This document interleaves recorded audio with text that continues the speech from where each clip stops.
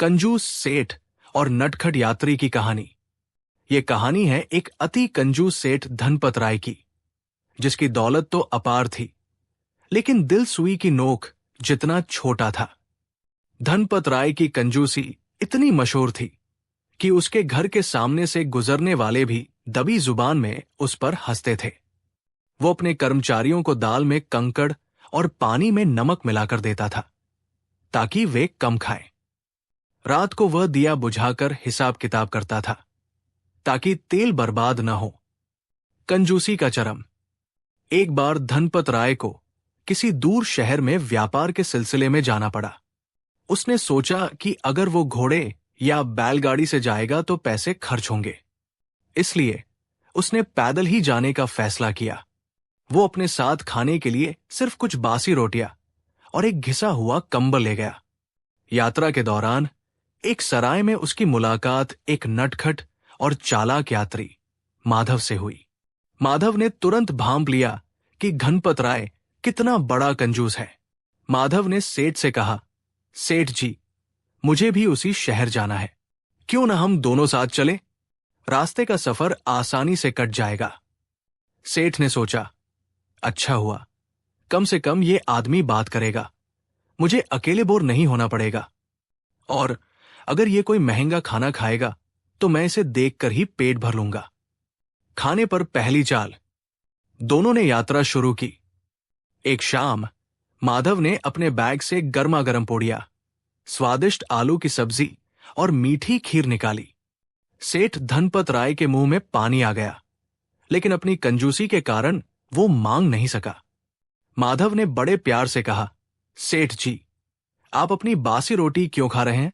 आइए, मेरे साथ भोजन कीजिए। सेठ ने तुरंत मना कर दिया, नहीं नहीं, मैं बस यही सूखी रोटी खाता हूं, इससे पाचन अच्छा रहता है।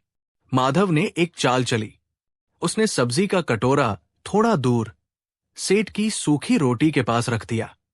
सेठ जब रोटी तोड़ रहा था तो उसने चालाकी से सूखी रोटी का एक टुकड़ा उस सब्जी के कटोरे के ऊपर इस तरह हिलाया जैसे वो सब्जी की महक रोटी में मिला रहा हो। माधव ने पूछा, सेठ जी, ये आप क्या कर रहे हैं? सेठ ने गर्व से उत्तर दिया, अरे, मैं अपनी सूखी रोटी को तुम्हारी सब्जी की खुशबू से खा रहा हूं। खुशबू तो मुफ्त है ना, इसलिए मैं इसका आनंद ले रहा हूं। यह सुनकर माधव जोर से हंसा और मन ही मन अपनी योजना बनाने लगा। पैसे निकालने की दूसरी चाल। अगली सुबह जब वे अपने गंतव्य शहर पहुंचे और एक धर्मशाला में ठहरे तो माधव ने सेठ से कहा, सेठ जी, मैंने कल आपको अपनी सब्जी की खुशबू मुफ्त में दी थी। सेठ ने मुस्कुराते हुए कहा, हां, और मैंने उसका भरपूर आनंद लिया, धन्यवाद। माधव ने अपनी कमर से एक छोटी सी पोटली निकाली जिसमें खनखनाते हुए सिक्के थे। उसने पोटली को सेठ के कान के पास लाकर जोर से हिलाया। सिक्कों की खनक सुनकर सेठ की आंखें चमक उठीं। उसने पूछा, क्या बात है भाई, ये किसके पैसे हैं? माधव ने मुस्कुराते हुए जवाब दिया, सेठ जी, आपको याद है, आपने कल मेरी सब्जी की खुशबू ली थी? सेठ ने उत्सुकता से हां कहा। माधव ने गंभीर होते हुए कहा, तो फिर आज मैं आपकी दौलत की सिर्फ आवाज ले रहा हूं। सेठ धनपत राय का मुंह खुला का खुला रह गया। उसकी अपनी ही कंजूसी वाली बात उस पर भारी पड़ गई थी। उसने खुशबू मुफ्त में ली थी और बदले में उस चालाक यात्री ने उसकी दौलत की आवाज मुफ्त में ले ली। सेठ को अपनी मूर्खता और कंजूसी पर बहुत पछतावा हुआ। उसे समझ आ गया कि दुनिया में हर चीज मुफ्त नहीं होती और अगर कोई व्यक्ति किसी चीज का आनंद लेता है तो उसे उसके लिए किसी न किसी रूप में कीमत चुकानी पड़ती है। इस घटना के बाद धनपत राय थोड़ा बदल गया। उसने सीखा कि जीवन में थोड़ी उदारता और खुशी भी जरूरी है। कंजूसी बुरी बला है। आप सिर्फ मुफ्त की खुशबू नहीं ले सकते, और अगर आप ऐसा करेंगे तो एक चालाक आदमी आपसे दौलत की आवाज भी ले सकता है। यहां कहानी आपको कैसी लगी नीश कमेंट में बताइए। कहानी 2, पेटू राजा और आलसी पाचन तंत्र की कहानी। यह कहानी है पेटू राजा भोजनानंद की, जो अपने विशाल साम्राज्य से ज्यादा अपने विशाल पेट के लिए जाने जाते थे। राजा भोजनानंद एक दिन में 8 बार खाते थे और हर बार खाने में कम से कम 10 तरह के व्यंजन होते थे। राजा को एक बड़ी समस्या थी। खाना खाने के तुरंत बाद उनका पाचन तंत्र हड़ताल पर चला जाता था। पेट के भीतर का कारखाना। दरअसल राजा भोजनानंद के पेट के अंदर एक पूरा फूड प्रोसेसिंग कारखाना चलता था। इस कारखाने के मैनेजर थे पाचू, एक छोटे गोलमटोल जीव जो एसिड और एंजाइमों से भरे औजारों के साथ घूमते थे। जब राजा खाना खाते थे तो पेट में जोरदार ऐलान होता था, माल आ गया। युद्ध शुरू। सभी पाचू अपनी अपनी जगह पर दौड़ पड़ते थे। चबाओ टुकड़ी, जो बड़े टुकड़ों को तोड़ती थी। एंजाइम सेना, जो वसा, फैट और प्रोटीन को घोलती थी। एसिड कमांडर, जो बैक्टीरिया को मारते थे। लेकिन जैसे ही राजा खाना खाते और तुरंत बाद ही सिंहासन पर बैठकर महत्वपूर्ण सरकारी काम शुरू करते, पाचुओं को परेशानी होने लगती। एक दिन राजा ने शाही दावत खाई और तुरंत बाद खड़े होकर युद्ध की योजना बनाने लगे। मैनेजर पाचू ने हताश होकर अपनी टीम से कहा, देखो दोस्तों। राजा सीधे खड़े हो गए। सारा माल गुरुत्वाकर्षण, ग्रेविटी के विपरीत जा रहा है। हमें सब कुछ ऊपर की ओर धकेलना पड़ रहा है। एक थका हुआ एंजाइम सोल्जर बोला, हां।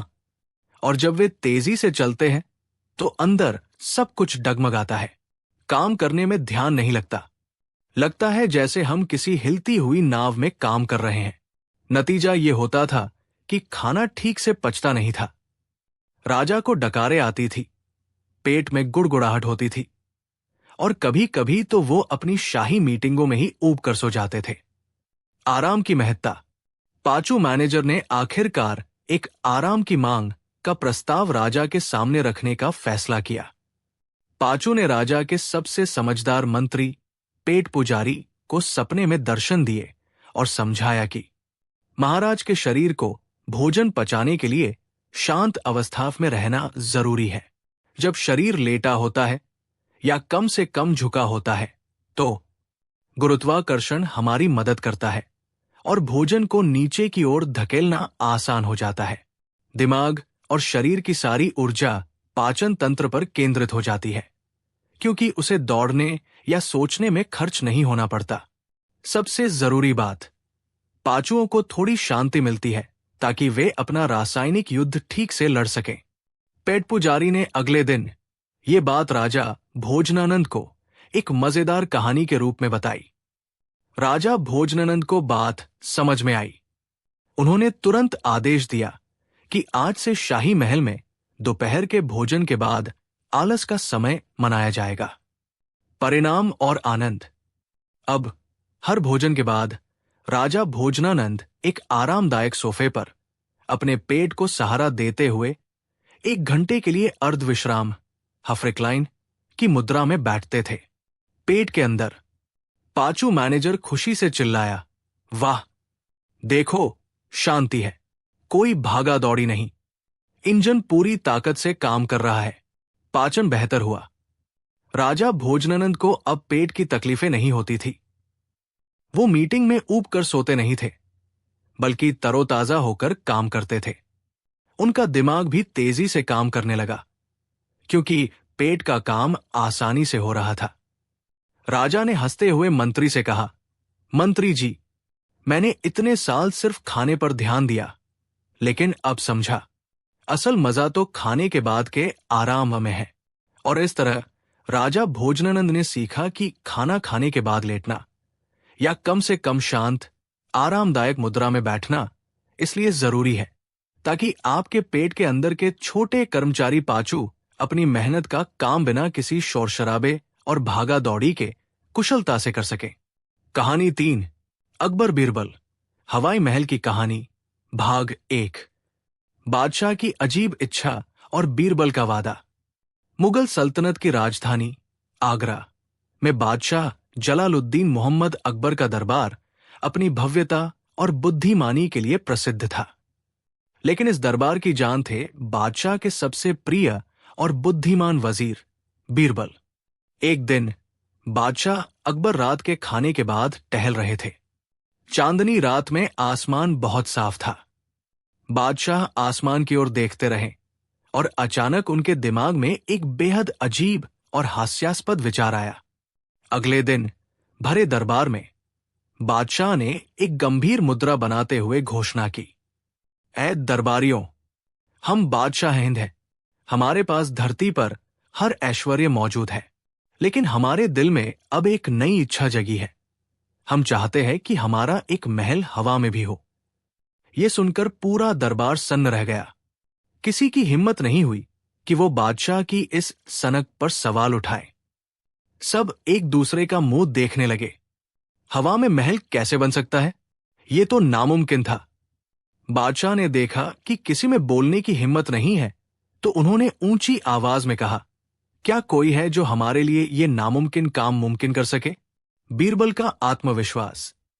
जब सब दरबारी चुप्पी साधे खड़े थे और हां कहने से डर रहे थे, तब बीरबल हमेशा की तरह मुस्कुराते हुए आगे आए। बीरबल ने अदब से झुककर कहा, जहांपनाह, अगर आपके दिल में ये इच्छा है तो ये अवश्य पूरी होगी। मैं, आपका सेवक बीरबल, वादा करता हूं कि मैं आपके लिए हवाई महल जरूर बनवाऊंगा। बादशाह अकबर की आंखें खुशी से चमक उठीं। उन्होंने सोचा कि बीरबल हमेशा की तरह कोई जादू या चमत्कार करेंगे। बहुत खूब बीरबल, हमें पता था कि तुम ही ये काम कर सकते हो, लेकिन ये महल कैसा होगा और इसे बनाने में कितना समय लगेगा? अकबर ने पूछा। बीरबल ने तुरंत जवाब दिया, जहांपनाह, ये महल शानदार होगा, लेकिन इसे बनाने में वक्त और बहुत सारा सामान लगेगा। इसके लिए हमें कुछ विशेष सामान की जरूरत होगी, जो सिर्फ जमीन पर नहीं बल्कि हवा में ही मिल सकती है।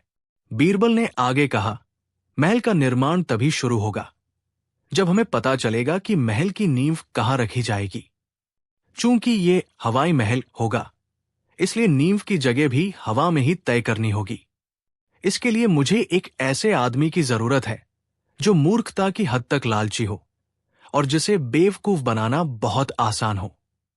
पूरा दरबार इस बात से हैरान था कि बीरबल ये महल बनाने के लिए लालची और मूर्ख आदमी क्यों मांग रहे हैं। अकबर भी उलझन में पड़ गए। बीरबल ने बादशाह से कहा, बस जहांपनाह, मुझे थोड़ी मोहलत दीजिए और मुझे अपने हिसाब से काम करने की आजादी दीजिए। आप जल्द ही देखेंगे कि आपका हवाई महल कैसे तैयार होता है। बादशाह अकबर बीरबल की बातों में छिपी चतुराई को जानते थे, इसलिए उन्होंने सहर्ष अनुमति दे दी। अब बीरबल को उस मूर्ख और लालची आदमी की तलाश थी जो इस हवाई महल की नींव रखने में उनकी मदद कर सके। इस भाग का अंत। बीरबल अब एक ऐसे व्यक्ति की तलाश में निकल पड़े जिसकी लालच की भूख इतनी ज्यादा हो कि वो हवा में महल बनाने के लिए भी तैयार हो जाए। क्या आप अकबर और बीरबल की इस मजेदार कहानी का कहानी 3, अकबर बीरबल हवाई महल की कहानी, भाग 2, बीरबल की तलाश। बीरबल ने हवाई महल बनाने का वादा तो कर दिया था, लेकिन अब उन्हें अपने बताए गए शर्त के अनुसार उस मूर्ख, लालची और धूर्त व्यक्ति की तलाश थी जिसे बेवकूफ बनाया जा सके। बीरबल जानते थे कि शाही खजाने का उपयोग ऐसी मजाकिया योजना के लिए नहीं किया जा सकता, इसलिए उन्होंने एक सामाजिक नाटक तैयार करने का निर्णय लिया। बीरबल ने गुप्त रूप से पूरे शहर में अपने जासूसों को फैला दिया। उन्होंने जासूसों को एक ही निर्देश दिया, उस व्यक्ति को खोजो जो मामूली चीजों को भी सोने के भाव बेचने की इच्छा रखता हो और जिसे यह भी न पता हो कि हवा का कोई मूल्य नहीं होता। कई दिनों की खोजबीन के बाद जासूस एक व्यक्ति को पकड़ कर लाए। उसका नाम था मेहरचंद, जो शहर का सबसे बड़ा कंजूस और लालची व्यापारी था। मेहरचंद मक्खी को भी चूसने वाला था और अगर उसे मौका मिलता तो वो अपने पड़ोसी को भी एक सिक्का ज्यादा कमाने के लिए बेच देता। मूर्ख व्यापारी मेहरचंद का प्रवेश। बीरबल ने मेहरचंद को अपने गुप्त कक्ष में बुलाया। मेहरचंद को लगा कि शायद बीरबल को कोई गुप्त सरकारी सौदा करना है, इसलिए वो उत्साह से फूला नहीं समाया। बीरबल ने गंभीरता का नाटक करते हुए कहा, मेहरचंद, बादशाह सलामत ने तुम्हें एक बहुत ही गुप्त और महत्वपूर्ण काम के लिए चुना है। ये काम देश के भविष्य से जुड़ा है। मेहरचंद ने लालच भरी आंखों से पूछा, कैसा काम हुजूर? क्या ये हीरे जवाहरात से जुड़ा है? बीरबल ने धीरे से कहा, हाँ। बादशाह अब धरती पर नहीं बल्कि आसमान में एक भव्य महल बनवाना चाहते हैं, जिसे हवाई महल कहा जाएगा। ये महल दुनिया का 8वां अजूबा होगा। मेहरचंद का मुंह खुला रह गया। हवा में? ये कैसे मुमकिन है? बीरबल ने तुरंत उसे झिड़क दिया, तुम्हें इसकी चिंता करने की जरूरत नहीं है कि ये कैसे मुमकिन है। ये बादशाह का हुक्म है और मेरा काम है। तुम्हारा काम सिर्फ सामान देना है, हवा का सौदा। बीरबल ने मेहरचंद के लालच की नस को पकड़ा। उन्होंने कहा, हवाई महल की सबसे जरूरी चीज है उसकी नींव की जगह। ये जगह बहुत ही कीमती है क्योंकि ये सीधे स्वर्ग के रास्ते पर स्थित है। बादशाह ने फैसला किया है कि जो व्यक्ति हमें ये जगह उपलब्ध कराएगा उसे लाखों अशर्फियां दी जाएंगी। मेहरचंद की आंखें पूरी तरह से लालच से भर गई।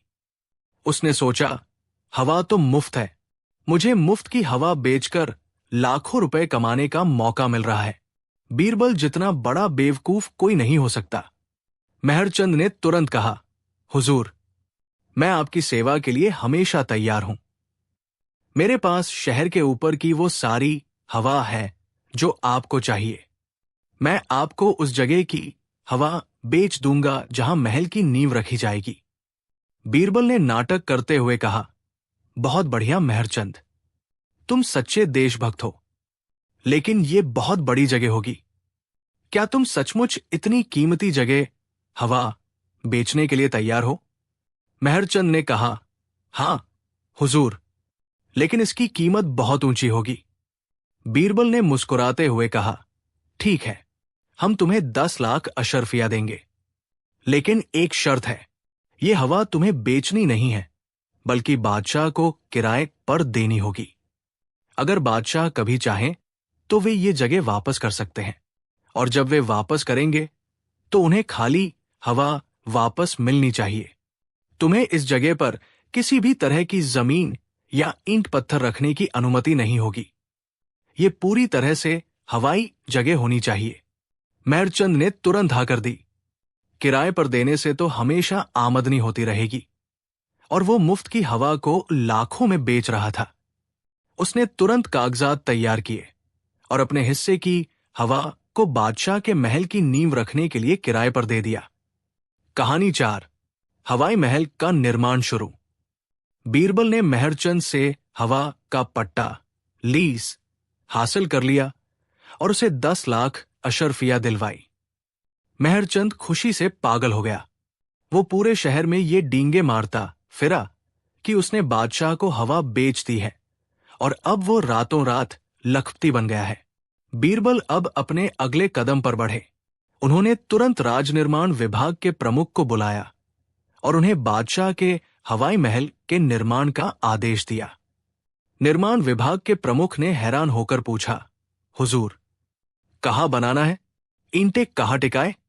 नींव कहाँ रखें? बीरबल मुस्कुराए। उन्होंने मेहरचंद द्वारा किराए पर दी गई हवा की जगह की ओर इशारा किया और कहा, ठीक उसी जगह पर। यह महल हवाई है, इसलिए इसकी नींव अदृश्य होगी। बीरबल ने फिर शहर के सबसे कुशल रंगसाजों, चित्रकारों और लकड़ी के कारीगरों को बुलाया। बीरबल की शानदार चाल, चित्रकला और दिखावा। बीरबल ने कारीगरों को आदेश दिया कि वे एक विशाल रंगीन रस्सी लें। उन्होंने रस्सी को हवा में उस जगह तक पहुंचाया, एक ऊंची मीनार की मदद से, जहां हवाई महल की नींव होनी थी। काल्पनिक सामग्री। बीरबल ने फिर सभी को आदेश दिया कि वे खाली जगह में, यानी उस हवा में, अदृश्य ईंटें और पारदर्शी सीमेंट लगाने का नाटक करें। ध्वनि और नाटक। निर्माण विभाग के कर्मचारियों को बुलाया गया और उन्हें खाली हवा में जोर जोर से काम करने की आवाजें निकालने, हथौड़ा चलाने का नाटक करने और सांस फूलने का ढोंग करने का निर्देश दिया गया। वे जोर से चिल्लाते थे, पकड़ो, 1 टन की अदृश्य ईंट फिसल रही है। ध्यान से, ये पारदर्शी सीमेंट सूखने वाला है। देखने वाले, खासकर आम जनता, हैरान थी। वे देखते थे कि मजदूर खाली हवा में रस्सी के सहारे ऊपर चढ़कर कुछ बना रहे हैं। मेहरचंद की बेचैनी, ये अजीबोगरीब तमाशा पूरे आगरा शहर में फैल गया। मेहरचंद, जिसने लाखों अशर्फियां ली थी, शुरू में तो खूब हंसा। उसने सोचा कि बीरबल ने बादशाह के सामने बेवकूफी का नाटक किया है। लेकिन जैसे जैसे दिन बीतते गए और मजदूर उसी हवा में हवाई महल बनाते गए, मेहरचंद बेचैन होने लगा। एक दिन मेहरचंद बीरबल के पास आया और दबी जुबान में पूछा, हुजूर, आप लोग ये कैसी इमारत बना रहे हैं? मैं देखता हूं कि वहां तो कुछ है ही नहीं। बीरबल ने कड़क आवाज में कहा, चुप रहो मूर्ख, तुम महल के काम में बाधा डाल रहे हो। तुम भूल गए, ये हवाई महल है। ये महल इतना शानदार है कि इसे केवल ईमानदार लोग ही देख सकते हैं। जो व्यक्ति दिल से बेईमान और लालची होता है, उसे ये महल अदृश्य दिखता है। बीरबल ने फिर एक गहरी सांस ली और बोले, तुमने ही तो वो कीमती हवा हमें किराए पर दी है, जिस पर इसकी नींव रखी जा रही है। अगर तुम्हें ये महल नहीं दिख रहा है, तो इसका मतलब है कि तुम पूरी सल्तनत में सबसे बड़े बेईमान और लालची आदमी हो। अगर बादशाह को पता चला कि तुम इतने लालची हो कि तुम्हें स्वर्ग के रास्ते पर बना महल भी नहीं दिख रहा है, तो तुम्हारी सारी संपत्ति जब्त हो जाएगी और तुम्हें काल कोठरी में डाल दिया जाएगा। मेहरचंद डर के मारे कांपने लगा। उसने अपने लालच में हवा तो बेच दी थी, लेकिन अब उसे डर था कि कहीं बीरबल उसे बेईमान घोषित न कर दे। मेहरचंद ने तुरंत अपनी बात पलटी। उसने खुशी का नाटक करते हुए कहा, अरे नहीं हुजूर, ये महल तो बहुत ही खूबसूरत है। इसकी अदृश्य दीवारें कितनी शानदार है, और वो पारदर्शी गुंबद तो, वाह, ये वाकई दुनिया का अजूबा है। बीरबल ने मुस्कुराते हुए कहा, हमें पता था कि तुम देशभक्त हो, तो फिर निर्माण में बाधा मत डालो और हमें जल्द से जल्द काम खत्म करने दो। मेहरचंद जानता था कि वहां कुछ नहीं है, लेकिन अपनी जान और अशर्फिया बचाने के लिए वो अब खुद भी हवा में बने इस काल्पनिक महल की तारीफ करने लगा। इस भाग का अंत। मेहरचंद अपनी लालच भरी गलती में फंस चुका था। उसे अब अपनी जान बचाने के लिए खुद ही हवाई महल के अस्तित्व को मानना पड़ रहा था। लेकिन अब बादशाह अकबर इस महल को देखने वाले थे। क्या आप जानना चाहेंगे कि जब बादशाह अकबर इस हवाई महल को देखने आए, तो बीरबल ने मेहरचंद को उसकी मूर्खता का अंतिम एहसास कैसे कराया? अगले कहानी 5, अकबर बीरबल, हवाई महल की कहानी, भाग 4। बादशाह का निरीक्षण। कुछ ही दिनों में बीरबल ने ऐलान कर दिया कि हवाई महल बनकर तैयार है। ये खबर सुनते ही बादशाह अकबर और पूरा दरबार उत्सुक हो उठे। अकबर को पता था कि बीरबल ने जरूर कोई मजेदार चाल चली होगी, लेकिन उन्हें यह नहीं पता था कि वो चाल क्या है। एक शुभ दिन बादशाह अकबर, बीरबल और दरबारियों के साथ मेहरचंद को भी साथ लेकर उस जगह पहुंचे जहां हवाई महल की नींव थी, यानी हवा में रस्सी के सहारे बनाया गया काल्पनिक निर्माण स्थल। भीड़ जमा थी। हर कोई हवा में बने इस अजूबे को देखने के लिए उत्साहित था। बीरबल ने बड़े ही गर्व से बादशाह के सामने हाथ जोड़कर कहा, जहां अपना, पेश है आपका हवाई महल। यह दुनिया का इकलौता महल है जिसकी दीवारें इतनी पारदर्शी है कि आप इसके आर पार देख सकते हैं। इसकी नींव इतनी मजबूत है कि यह सीधे बादलों पर टिकी है। इसे केवल वही देख सकता है जो मन से ईमानदार और सच्चा हो। बादशाह अकबर ने गंभीरता से हवा की ओर देखा। उन्हें वहां कुछ नहीं दिखा। दरबारी 1, डरते हुए, वाह, क्या नक्काशी है, मैंने ऐसी कारीगरी कभी नहीं देखी।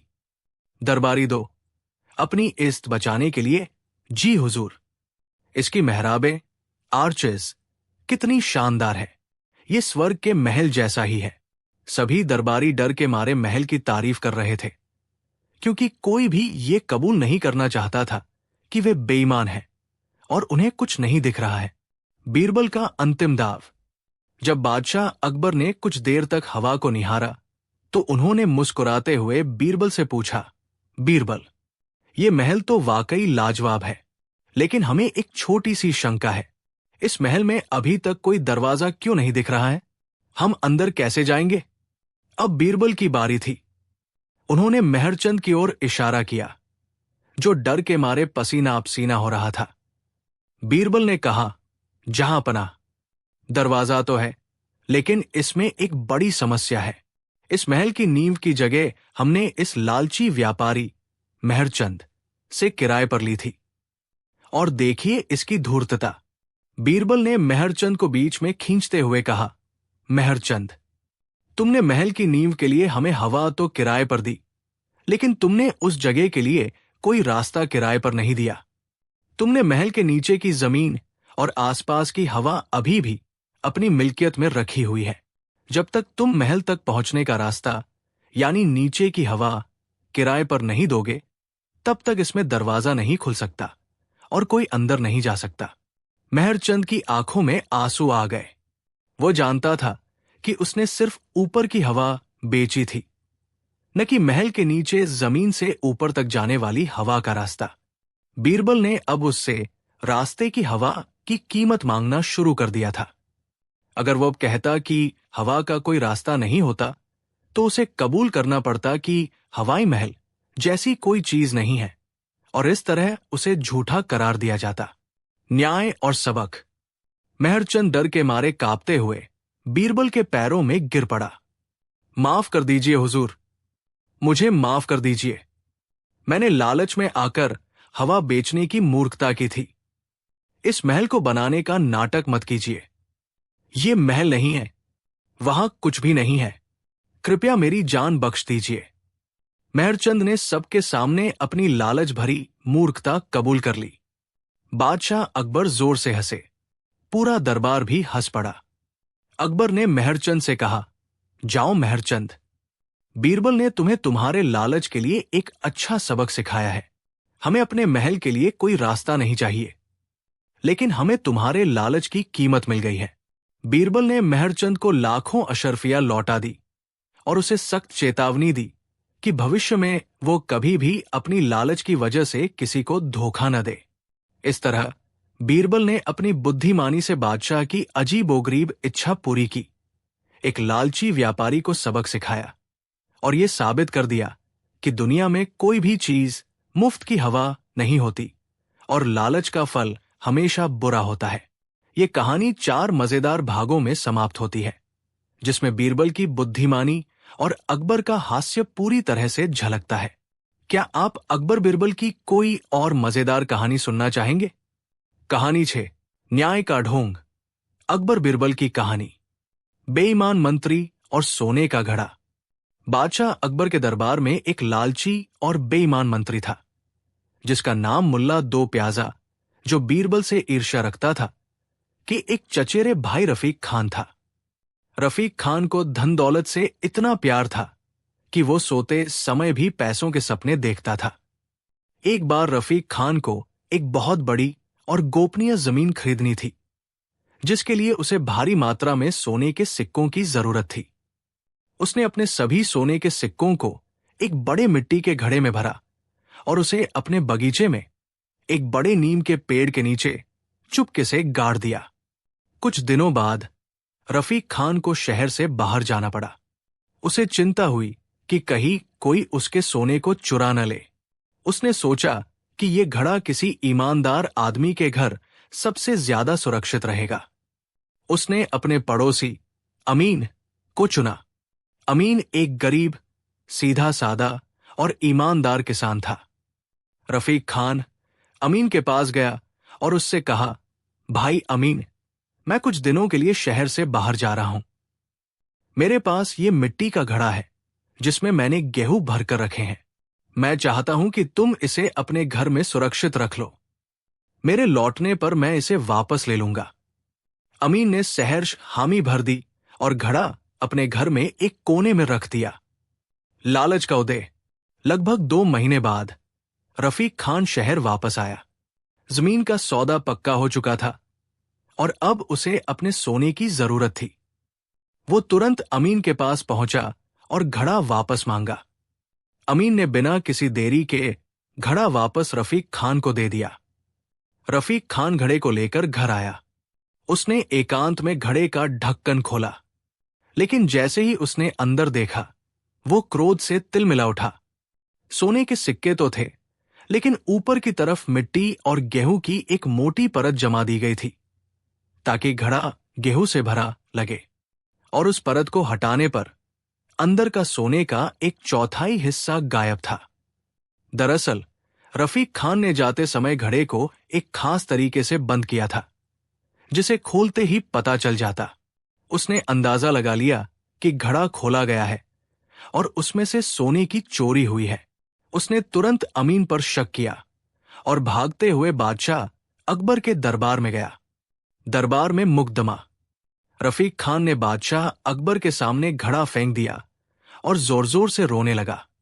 जहांपना, ये गरीब किसान अमीन मेरा दोस्त नहीं बल्कि चोर है। मैंने इसे गेहूं से भरा घड़ा रखने को दिया था, लेकिन इसने उसमें से मेरे सोने के सिक्के चुरा लिए हैं। अमीन को बुलाया गया। अमीन ने हाथ जोड़कर कहा, जहांपना, मैंने घड़े को बिल्कुल नहीं छुआ। मैंने उसे ठीक वैसे ही वापस कर दिया जैसे उसने मुझे दिया था। बादशाह अकबर उलझन में पड़ गए। घड़े में सोना था जो चोरी हुआ था, एक मंत्री झूठ बोल रहा था और एक गरीब किसान, दोनों का कोई गवाह नहीं था। रफीक खान ने बादशाह से जोर देकर कहा, जहांपना, ये चोर न्याय का ढोंग कर रहा है। मैं जानता हूं कि ये झूठ बोल रहा है। अकबर ने देखा कि ये मामला बहुत पेचीदा है। उन्होंने फैसला सुनाया, चूंकि कोई गवाह नहीं है और सबूत साफ नहीं है, हम दोनों को आजाद करते हैं, लेकिन ये फैसला हमारे दिमाग में रहेगा। रफीक खान चिल्लाया, ये कैसा न्याय है जहांपना, मेरा सोना गया, चोर को सजा मिलनी चाहिए। आप बीरबल को क्यों नहीं बुलाते? वो हमेशा सही न्याय करते हैं। अकबर ने सहमति जताते हुए बीरबल को बुलाया। बीरबल की चाल। बीरबल ने पूरी कहानी सुनी, घड़े को देखा और कुछ देर सोचा। उन्हें तुरंत समझ आ गया कि रफीक खान ही असली चालाक और बेईमान व्यक्ति है, जो अपनी चोरी को छिपाने के लिए न्याय का ढोंग कर रहा है। बीरबल ने बादशाह से कहा, जहांपनाह, इस मामले में न्याय करना बहुत आसान है, बशर्ते हम कुछ दिनों के लिए न्याय का ढोंग करें। बीरबल ने रफीक खान से कहा, ठीक है खान साहब, मुझे पता है कि अमीन बेईमान है, लेकिन बिना सबूत के हम उसे सजा नहीं दे सकते। इसलिए हम एक चाल चलते हैं।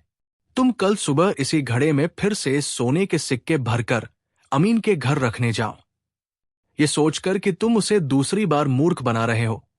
वो जरूर इस बार भी सिक्के चुराएगा। इस बार हम छिपकर देखेंगे और उसे रंगे हाथों पकड़ लेंगे। रफीक खान की आंखें चमक उठीं। उसने सोचा, क्या बेवकूफ है बीरबल, मेरा सोना वापस पाने का कितना अच्छा तरीका है।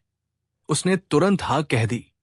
अगले दिन रफीक खान खुशी खुशी घड़ा लेकर अमीन के घर पहुंचा।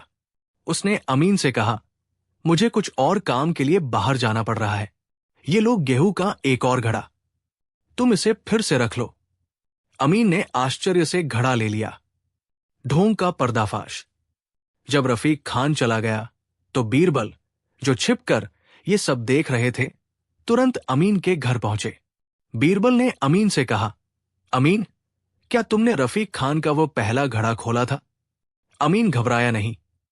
उसने शांति से कहा, नहीं हुजूर, मैंने उसे बिल्कुल नहीं छुआ था।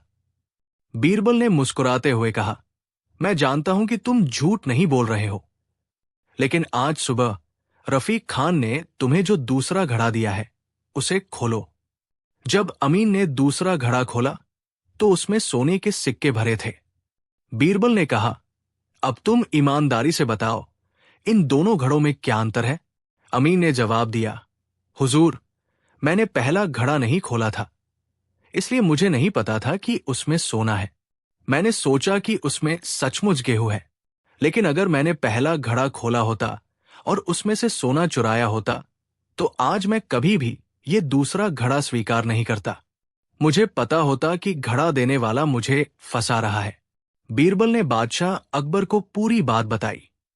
बीरबल ने समझाया, जहांपनाह, अगर अमीन बेईमान होता और उसने पहले घड़े से सोना चुराया होता तो वो आज दूसरा घड़ा कभी स्वीकार नहीं करता, क्योंकि वो जानता कि अब वो पकड़ा जाएगा। वो जानता था कि पहले घड़े में सोना था, इसलिए उसने दूसरे घड़े को भी गेहूं समझा। ये उसकी ईमानदारी का सबसे बड़ा सबूत है। रफीक खान का न्याय का ढोंग पकड़ा गया। वो सिर्फ अपनी चोरी छिपी हुई संपत्ति वापस लेने के लिए अमीन को चोर साबित करने का नाटक कर रहा था। बादशाह अकबर ने रफीक खान को कड़ी सजा दी और उससे चोरी किया हुआ सोना वापस दिलवाया। बीरबल ने साबित कर दिया कि ईमानदारी ही सच्चा न्याय है और लालची लोग अक्सर अपने लालच को छिपाने के लिए न्याय का ढोंग करते हैं, लेकिन वे हमेशा अपनी ही चाल में फंस जाते हैं। क्या आप अकबर बीरबल की कोई और रोचक कहानी सुनना चाहेंगे या किसी और विषय पर कुछ जानना चाहेंगे? कवि का अपमान, भाग एक। उदास स्माइली अभिमानी कवि का दरबार में आगमन। कवि की डींगे। मुगल साम्राज्य की राजधानी आगरा में एक समय ऐसा आया जब दूर दराज के राज्यों से विद्वान और कलाकार बादशाह अकबर के दरबार में अपनी प्रतिभा दिखाने के लिए आने लगे। इन्हीं में से एक था पंडित जगन्नाथ नाम का एक कवि, जो अपनी कविता से ज्यादा अपनी अहंकार के लिए मशहूर था। पंडित जगन्नाथ का मानना था कि दुनिया में उनसे बड़ा कवि, उनसे ज्यादा शब्दों का धनी और उनसे ज्यादा प्रभावशाली वक्ता कोई नहीं है। वो जब भी किसी प्रांत में जाता तो वहां के कवियों का अपमान करके आता था। जगन्नाथ ने कई छोटे राज्यों के दरबारों में अपनी धाक जमा ली थी और अब उसकी अंतिम महत्वाकांक्षा थी अकबर के दरबार में जाकर बीरबल को नीचा दिखाना और खुद को सर्वश्रेष्ठ कवि घोषित करवाना। दरबार में चुनौती। एक दिन पंडित जगन्नाथ बड़े ठाठबाट से अकबर के दरबार में पहुंचे। उन्होंने सिर झुकाने की भी जहमत नहीं उठाई और सीधे मंच के पास खड़े हो गए। बादशाह अकबर ने उन्हें बैठने के लिए कहा, लेकिन जगन्नाथ ने हाथ के इशारे से मना कर दिया। जगन्नाथ ने एक ऊंची आवाज में कहा, जहांपनाह, मैं पंडित जगन्नाथ, मैं कविता का सागर हूं और मेरे सामने दुनिया के सारे कवि मात्र नाले के समान हैं। मैंने सुना है कि आपके दरबार में एक बीरबल नाम का व्यक्ति है जो अपनी बुद्धिमानी के लिए प्रसिद्ध है। मैं देखना चाहता हूं कि क्या उसकी बुद्धि मेरी कविता की गरिमा को समझ भी सकती है। बादशाह अकबर को यह रवैया बिल्कुल पसंद नहीं आया। उनके दरबार में कभी किसी ने इतना अहंकार नहीं दिखाया था। सभी दरबारी गुस्से में थे, खासकर मुल्ला दो प्याजा, जिसे लगा कि अब बीरबल की जगह ये नया अभिमानी कवि लेगा। बीरबल हमेशा की तरह मुस्कुराते हुए शांति से बैठे रहे। बीरबल का सीधा वार। बादशाह अकबर ने बीरबल की ओर देखा और कहा, बीरबल, ये पंडित जगन्नाथ तुम्हें चुनौती दे रहा है, तुम क्या कहते हो? बीरबल खड़े हुए। उन्होंने पंडित जगन्नाथ को सिर से पांव तक देखा। फिर उन्होंने मुंह खोला, लेकिन कविता की तारीफ करने या लड़ने की बजाय उन्होंने एक बिल्कुल ही अप्रत्याशित बात कही। बीरबल ने कहा, जहांपनाह, मैं मानता हूं कि पंडित जी एक महान कवि है, लेकिन मुझे लगता है कि इनकी कविता में थोड़ा सा वजन कम है। पंडित जगन्नाथ भड़क उठे। क्या कहा? वजन कम है? मेरी कविता में शब्दों का इतना बल है कि वो पत्थरों को पिघला सकती है। तुम कैसे कह सकते हो कि मेरी कविता में वजन कम है? बीरबल ने अपनी मुस्कान बनाए रखी और कहा, पंडित जी, मेरा मतलब आपकी कविता के भाव से नहीं, बल्कि आपके शब्दों के वजन से है। मुझे लगता है कि आपने जो कविता आज दरबार में सुनाई है, उसमें कुल मिलाकर सिर्फ 2 ही किलो वजन होगा। ये सुनकर दरबार में सन्नाटा छा गया। पंडित जगन्नाथ का चेहरा गुस्से से लाल हो गया। उन्हें लगा कि बीरबल ने जानबूझकर उनका भद्दा मजाक उड़ाया है। जगन्नाथ ने गुस्से से कहा, यह क्या मूर्खता है? शब्दों का कोई वजन होता है क्या? ये आदमी मेरी कविता का नहीं, बल्कि मेरा अपमान कर रहा है। बीरबल ने तुरंत बादशाह की ओर देखा और कहा, जहांपना, पंडित जी अपने मुंह से कहते हैं कि उनकी कविता में वजन होता है, लेकिन जब मैंने वजन बता दिया तो इन्हें बुरा लग रहा है। या तो ये झूठ बोलते हैं या फिर ये मेरी बुद्धि का मजाक उड़ा रहे हैं। बादशाह अकबर ने देखा कि बीरबल ने एक ही झटके में अभिमानी कवि को झूठा या मूर्ख साबित करने की स्थिति में ला दिया है। अपमान की आग। पंडित जगन्नाथ अपनी बेइज्जती बर्दाश्त नहीं कर पाए। उनका सारा अहंकार चूर चूर हो गया। उन्होंने प्रतिज्ञा की, बीरबल, तुमने मेरा अपमान किया है, मैं तुम्हारी इस बेइज्जती का बदला जरूर लूंगा। मैं तुम्हें भी एक ऐसी मुश्किल में डालूंगा जिससे तुम कभी बाहर नहीं निकल पाओगे। पंडित जगन्नाथ गुस्से में दरबार से चले गए। अकबर ने बीरबल से पूछा कि उन्होंने ऐसा मजाक क्यों किया, लेकिन बीरबल सिर्फ मुस्कुराए और कहा, जहांपना, यह कहानी का पहला भाग था। अब इंतजार कीजिए कि वो अभिमानी कवि क्या करता है। इस भाग का अंत। अभिमानी कवि पंडित जगन्नाथ बीरबल द्वारा 2 किलो वजन वाले अपमान से तिलमिला उठे हैं और उन्होंने बीरबल से बदला लेने की कसम खाई है। क्या आप जानना चाहेंगे कि पंडित जगन्नाथ ने बीरबल से बदला लेने के लिए कौन सी चालाकी भरी योजना बनाई? अगले भाग 2 में पढ़े जरूर। यहां प्रस्तुत है अकबर बीरबल की मशहूर कहानी कवि का अपमान का दूसरा विस्तृत और मजेदार भाग, जहां अभिमानी कवि बदला लेने के लिए एक खतरनाक योजना बनाता है।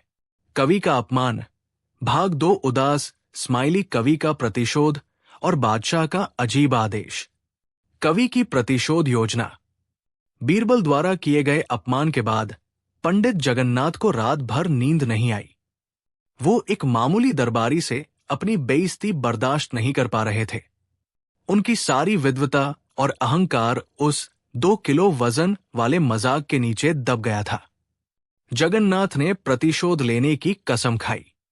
उन्होंने सोचा कि बीरबल की सबसे बड़ी ताकत उसकी बुद्धि और हाजिर जवाबी है। अगर उसे ऐसी स्थिति में डाला जाए जहां वो न तो बोल सके और नहीं अपनी बुद्धि का प्रयोग कर सके, तभी बदला पूरा होगा। पंडित जगन्नाथ ने अगले कुछ दिन बादशाह अकबर के करीब रहने वाले मंत्रियों, खासकर मुल्ला दो प्याजा से दोस्ती बढ़ाई। उन्होंने मुल्ला दो प्याजा को अपनी योजना बताई। बीरबल को ऐसी चुनौती दी जाए जिसमें उसे अपनी आंखें और मुंह बंद रखने पड़े। बादशाह के कान भरना। मुल्ला दो प्याजा तो हमेशा बीरबल को नीचा दिखाने के लिए तैयार रहते थे। उन्होंने बादशाह अकबर से अकेले में मुलाकात की। मुल्ला दो प्याजा ने कहा, जहांपना, मैंने सुना है कि बीरबल ने पंडित जगन्नाथ का बहुत अपमान किया, जिससे हमारी सल्तनत की बदनामी हुई। बीरबल का अहंकार अब बहुत बढ़ गया है। अकबर ने पूछा, तो तुम क्या चाहते हो? मुल्ला ने फुसफुसाते हुए कहा, मैं चाहता हूं कि आप बीरबल की बुद्धि की एक आखिरी परीक्षा लें, जिससे पता चले कि उसकी बुद्धिमत्ता हमेशा हाजिर जवाबी पर निर्भर करती है या वह सचमुच हर हाल में बुद्धिमान रहता है। मुल्ला दो प्याजा ने बादशाह के सामने जगन्नाथ की पूरी योजना रखी। उन्होंने कहा, आप बीरबल को आदेश दें कि वो दरबार में लगातार 7 दिनों तक उपस्थित रहें, लेकिन इन 7 दिनों में वो एक शब्द भी नहीं बोलेगा। उसका मुंह बंद रहेगा। वो अपनी आंखें नहीं खोलेगा। वो अंधा होने का नाटक करेगा। वो एक कागज का टुकड़ा या कोई भी लिखने की सामग्री अपने पास नहीं रखेगा।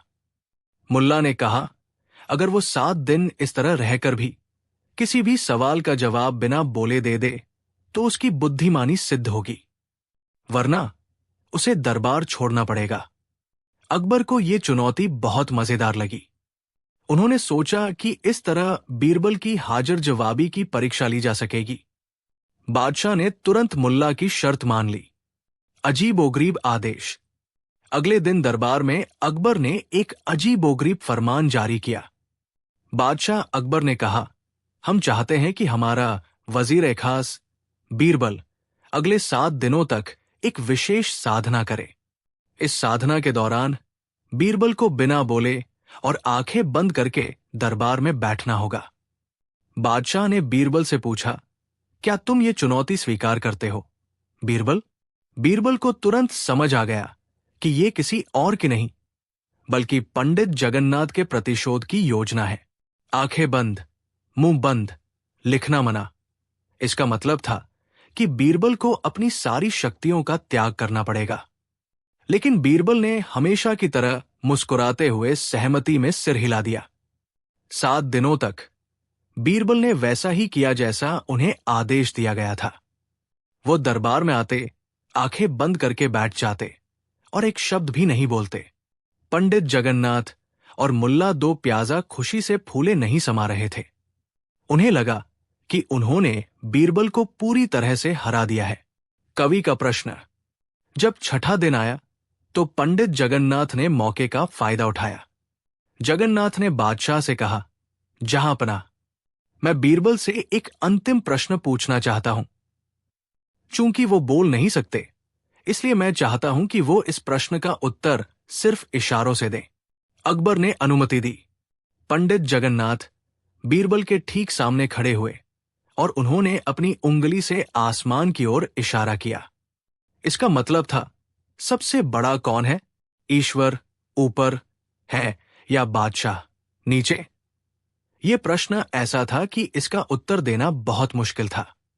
अगर बीरबल ईश्वर कहते तो बादशाह का अपमान होता, और अगर बादशाह कहते तो धर्म का अपमान। पंडित जगन्नाथ ने सोचा कि अब बीरबल या तो गलत जवाब देकर सजा पाएंगे या फिर कोई जवाब नहीं दे पाएंगे और हार मान लेंगे। इस भाग का अंत। बीरबल आंखें बंद किए और मुंह बंद रखे बैठे हैं। अभिमानी कवि जगन्नाथ ने एक ऐसा प्रश्न, ईश्वर या बादशाह, पूछा है जिसका जवाब इशारों से देना लगभग असंभव है, और अगर दिया गया तो वो खतरनाक साबित हो सकता है। क्या आप जानना चाहेंगे कि बीरबल ने अपनी आंखें और मुंह बंद होने के बावजूद जगन्नाथ के मुश्किल प्रश्न का जवाब किस मजेदार और चतुर तरीके से दिया? अगले भाग 3 में पढ़े जरूर। मैं आपके लिए अकबर बिरबल की मशहूर और ज्ञानवर्धक कहानी संगीत का मूल्य का पहला विस्तृत और मजेदार भाग लिखना शुरू करता हूं। संगीत का मूल्य भाग। एक उदास स्माइली तानसेन का संगीत और अकबर की उलझन। संगीत सम्राट तानसेन। मुगल दरबार में बादशाह अकबर के नवरत्नों में से एक थे संगीत सम्राट तानसेन। तानसेन का संगीत केवल कानों को ही नहीं बल्कि आत्मा को भी शांति और आनंद प्रदान करता था। कहते हैं कि जब तानसेन मेघ मल्हार गाते थे तो आसमान में बादल छा जाते थे, और जब दीपक राग गाते थे तो बुझे हुए दीपक जल उठते थे। बादशाह अकबर तानसेन के संगीत के सबसे बड़े प्रशंसक थे। हर शाम दरबार में एक विशेष महफिल सजती थी जहां तानसेन अपनी नई रचनाएं प्रस्तुत करते थे। अकबर अपने सिंहासन पर आंखें बंद करके बैठते और संगीत के गहरे सागर में डूब जाते थे। एक सर्द शाम तानसेन ने एक ऐसा मधुर दरबारी राग छेड़ा कि दरबार में बैठे सभी लोग मंत्रमुग्ध हो गए। राग इतना मोहक था कि वातावरण में एक दिव्य शांति उतर आई। जब संगीत समाप्त हुआ तो कई क्षणों तक चुप्पी छाई रही। बादशाह अकबर ने उठकर तानसेन को गले लगा लिया। उनकी आंखें नम थी। वाह तानसेन, वाह! हमने आज तक ऐसा संगीत नहीं सुना। तुम्हारी कला अमूल्य है। तुम वास्तव में संगीत के जादूगर हो। अकबर ने तानसेन को बेशकीमती रत्न, सोने के सिक्के और जागीरें भेंट की। बादशाह की उलझन। अगले दिन दरबार में बैठे अकबर बहुत गहरे विचारों में डूबे हुए थे। उन्होंने बीरबल को अपने पास बुलाया। बीरबल, हमें एक बात परेशान कर रही है। कल शाम तानसेन ने जो संगीत सुनाया उसकी कीमत क्या है? हमने उन्हें बहुत सारा सोना, कपड़े और जागीरें दी, लेकिन क्या ये सब उनके संगीत के मूल्य के बराबर है? बीरबल मुस्कुराए, क्योंकि वो जानते थे कि अकबर किस दिशा में सोच रहे हैं। अकबर ने आगे कहा, हम तुम्हें सच बताते हैं बीरबल, जब तानसेन गाते हैं तो हमें लगता है कि उनकी कला के सामने ये सोने चांदी सब तुच्छ है। अगर हम उन्हें अपना पूरा खजाना भी दे दें तो भी उनकी कला का मूल्य चुकाया नहीं जा सकता। उनकी कला इतनी दिव्य और शुद्ध है कि इसे पैसों से मापना असंभव है। बीरबल, तुम हमेशा हर मुश्किल सवाल का जवाब खोज लाते हो। हम जानना चाहते हैं, तानसेन के संगीत का असली मूल्य क्या है? ये संगीत इतना शानदार क्यों है, जबकि अन्य दरबारी गायक भी अच्छा गाते हैं? बीरबल ने सोचा कि बादशाह तानसेन से इतने प्रभावित है कि वो उनकी कला को दुनिया की सबसे महान कला मान रहे हैं। और वो सही भी थे। लेकिन बीरबल जानते थे कि संगीत का असली मूल्य कलाकार की नियत और उसके समर्पण में छिपा होता है।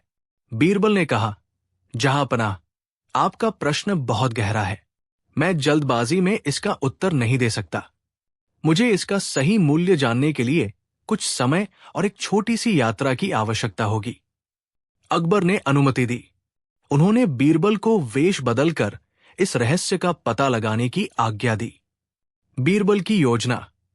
बीरबल ने बादशाह से कहा, जहांपनाह, हमें इस रहस्य को सुलझाने के लिए तानसेन के संगीत से भी बेहतर संगीत सुनना होगा। केवल तभी हम तुलना कर पाएंगे और बता पाएंगे कि हमारे तानसेन का संगीत इतना शुद्ध क्यों है। अकबर चौंक गए। क्या? तानसेन से बेहतर संगीत? बीरबल, तुम जानते हो कि ऐसा कोई गायक इस धरती पर नहीं है।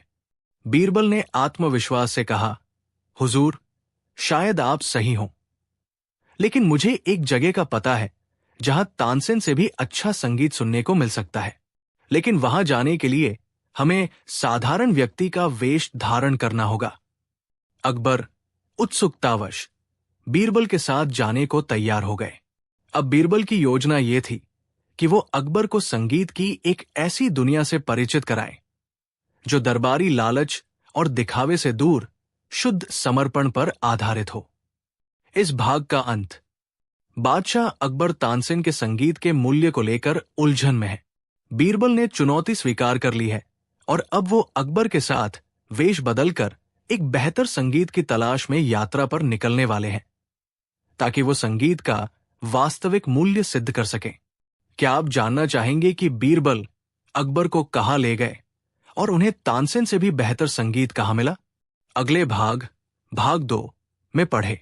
जरूर। यहां प्रस्तुत है अकबर बीरबल की ज्ञानवर्धक कहानी संगीत का मूल्य का दूसरा विस्तृत और मजेदार भाग, जहां बादशाह और बीरबल वेश बदलकर एक अनोखी यात्रा पर निकलते हैं। संगीत का मूल्य भाग 2, उदास स्माइली बीरबल की योजना और वेश बदलकर यात्रा। वेश बदलकर यात्रा। बीरबल ने अकबर से वादा किया था कि वो उन्हें तानसेन से भी बेहतर संगीत सुनाएंगे। इस रहस्य को सुलझाने के लिए बीरबल ने अकबर के साथ रात में चुपके से महल छोड़ दिया। बादशाह और बीरबल दोनों ने साधारण किसान का वेश धारण किया। अकबर को ऐसी साधारण यात्रा पर निकलना बहुत अजीब लग रहा था, लेकिन बीरबल पर उनके विश्वास ने उन्हें आगे बढ़ने के लिए प्रेरित किया। कुछ दिनों की यात्रा के बाद वे एक हरे भरे वन क्षेत्र के पास पहुंचे। बीरबल ने अकबर को एक छोटी सी पहाड़ी की तलहटी में रुकने को कहा। अकबर ने उत्सुकता से पूछा, बीरबल, हम कहाँ आ गए? यहां तो कोई महल या संगीतकार दिखाई नहीं दे रहा। तुम कहाँ का बेहतर संगीत सुनने की बात कर रहे थे? बीरबल मुस्कुराए और रहस्यमय तरीके से कहा, जहांपनाह, दुनिया का सबसे शुद्ध संगीत अक्सर भीड़ भाड़ और चमक दमक से दूर एकांत में पाया जाता है। संगीत का स्रोत। बीरबल ने अकबर को पहाड़ी की ओर ऊपर इशारा करते हुए कहा, हुजूर, तानसेन के गुरु स्वामी हरिदास इसी पर्वत पर निवास करते हैं। वो एकांत में साधना करते हैं और कभी किसी दरबार में नहीं जाते। अकबर चौंक उठे। क्या? तानसेन के गुरु? तो तुम हमें उनके पास लाए हो? लेकिन हमें पता है कि स्वामी हरिदास किसी भी कीमत पर, यहां तक कि हमारे आग्रह पर भी, कभी दरबार में नहीं आएंगे। वो किसी को गाकर नहीं सुनाते। बीरबल ने अपनी दाढ़ी सहलाई और कहा, जहांपनाह, स्वामी जी किसी के लिए नहीं गाते, लेकिन ईश्वर के लिए तो गाते ही हैं, और हम उनका संगीत छिपकर सुनेंगे।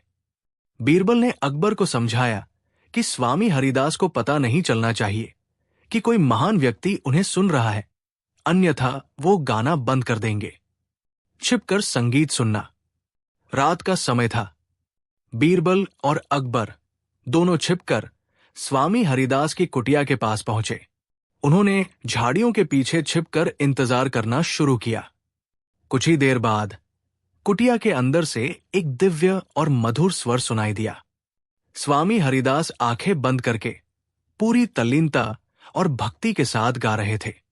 स्वामी हरिदास का संगीत इतना शुद्ध, इतना भावपूर्ण और इतना पवित्र था कि अकबर ने जीवन में पहले कभी ऐसा अनुभव नहीं किया था। उस संगीत में कोई दरबारी नखरा नहीं था, कोई लालच नहीं था, कोई दिखावा नहीं था। वो संगीत सीधे आत्मा से निकलकर आत्मा तक पहुंच रहा था। अकबर की आंखें भर आई। वो पूरी तरह से मंत्रमुग्ध हो गए। उन्हें लगा जैसे स्वर्ग के द्वार खुल गए हों और स्वयं ईश्वर उनका संगीत सुन रहे हों। तानसेन का संगीत भी महान था, लेकिन इस संगीत के सामने वो कम लग रहा था। जब संगीत रुका तो अकबर बहुत देर तक चुप रहे। उन्होंने कांपते हुए स्वर में बीरबल से पूछा, बीरबल, ये क्या था? हमने अपनी पूरी जिंदगी में ऐसा शुद्ध और अद्भुत संगीत कभी नहीं सुना।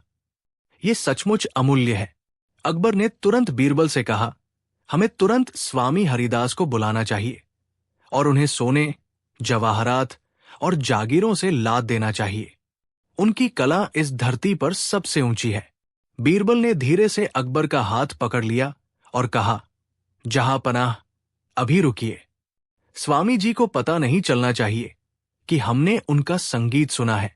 और अब हमारे पास आपके पहले सवाल का जवाब जानने के लिए एक अंतिम कदम बाकी है। अगले दिन अकबर और बीरबल वापस आगरा के लिए रवाना हो गए। अकबर के दिमाग में अब सिर्फ एक ही सवाल था, अगर स्वामी हरिदास इतना अच्छा गाते हैं तो तानसेन उनके जैसा क्यों नहीं गा पाते? इस भाग का अंत।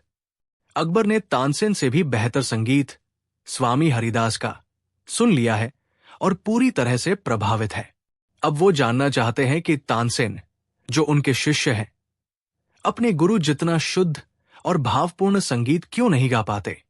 क्या आप जानना चाहेंगे कि बीरबल ने इस रहस्य को कैसे सुलझाया और बादशाह अकबर को संगीत का वास्तविक मूल्य कैसे समझाया? अगले भाग 3 में पढ़े।